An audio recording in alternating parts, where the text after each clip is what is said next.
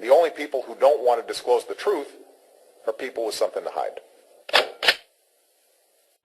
Mark McFarland will be our first guest this evening. He is running for governor in Michigan.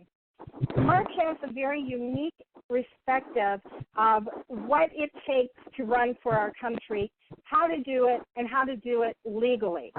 He is going to have a special press conference.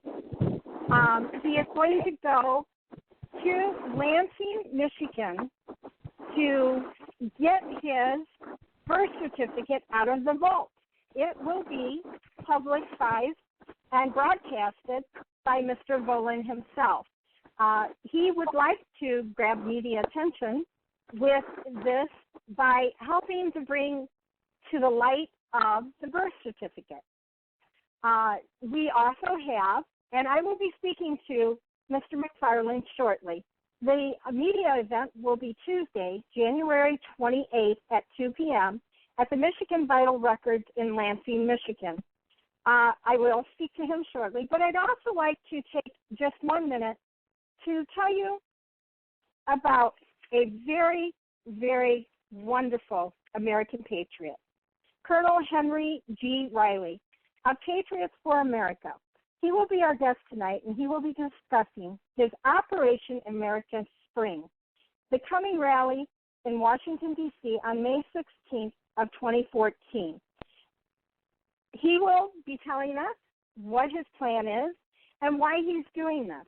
He is a highly decorated veteran, and on that note, I would like to thank all the veterans that have served our country and are still serving our country. I just want to let you know this is no ordinary man. He is a highly decorated retired colonel with the United States Army. He is part of the movement called Patriots for America. He has created a movement that is calling for all Americans to get involved, take back our nation, starting with the White House. He is calling on us to walk with him to take back our country on May 16th of this year, to rally in D.C. in front of the White House. So I will let him explain to you why he is choosing to take such drastic actions.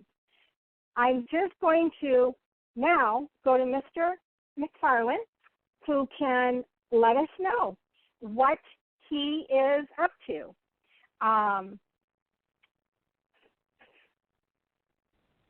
Mr. McFarland, are you there? Yes, I am. Thank you, Ann. Thank you, sir, for doing what you're doing. Thank you. So, thank you for explaining that to the listeners. So our committee has set up a challenge and also a eligibility event to show that I'm running for governor of Michigan, and our minimum requirement is for naturalized citizens. But at this event, we'll prove that I'm a natural-born United States citizen.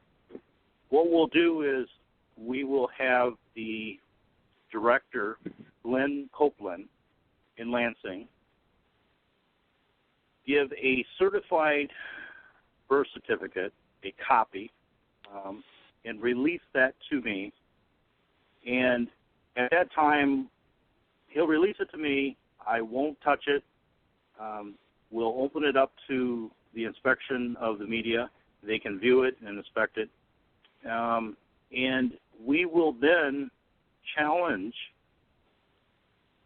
Mr. Barack Hussein Obama II that he duplicate this process in Hawaii to validate that he is a United States citizen. So that's our plan for January 28th. Well, can you tell me, sir, was there any time that your birth was in question, or why would you take such a drastic action? No, there's never been a time, and you know, I'm kind of questioning. You can look at any state; they have requirements. In this state, they require in Michigan that you be 30 years of age minimum, and that also you are a registered voter for the last 4 years preceding the election. Those are the two requirements stated in the Constitution, the state Constitution.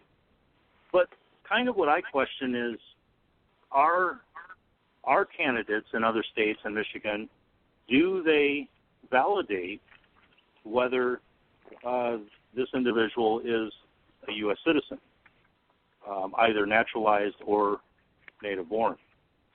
So this is kind of a vetting process for me, and it is also a very healthy, transparent process that Mr. Barack Obama could also take in Hawaii. So, Mr. McFarland, are you calling on him to do so? Are you calling on him to actually produce a state-certified birth certificate? Yes. I'm calling on Mr. Barack Obama to go to Hawaii and go to the Capitol and have them release a certified copy, raised seal, before the media. So, because when you look at what happened on April 25th, 2011, the White House released a copy of a certificate of live birth, yet this copy was handled by his staff before it was placed onto the White House website. So there's a time when that certificate, we lose that chain of evidence. And with our event, we don't lose that chain of evidence. This is coming directly from the Director of Vital Records, from his hand to mine, and then the media can inspect it. Wonderful. Which is a vetting process that should take place with every candidate, and it should be open to public ridicule, and it should be absolutely a media event. We would like to thank you, Mr. McFarland, for doing what so many should have done previous to this catastrophe we have going on. And I'm sure Mike will be in touch with you. And again, thank you, Mr. McFarland. Thank you. The only people who don't want to disclose the truth are people with something to hide.